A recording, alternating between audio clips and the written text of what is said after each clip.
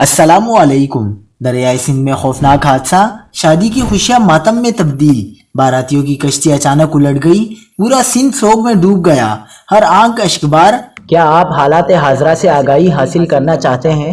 خبر کے پیچھے چھپے اصل حقائق جاننا چاہتے ہیں تو ابھی سبسکرائب کیجئے جلمل پاکستان کو اور ساتھ ہی گھنٹی کے نشان پر کلک کر دیں۔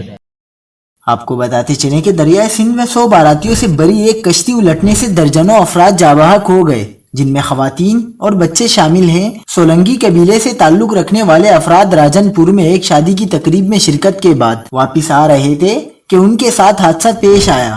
اسسٹنٹ کمشنر صادق آباد کے مطابق دریائے سندھ میں باراتیوں سے بری کشتی سردار پور سے واپس آ رہی تھی کہ ماچکا کے مقام پر الٹ گئی۔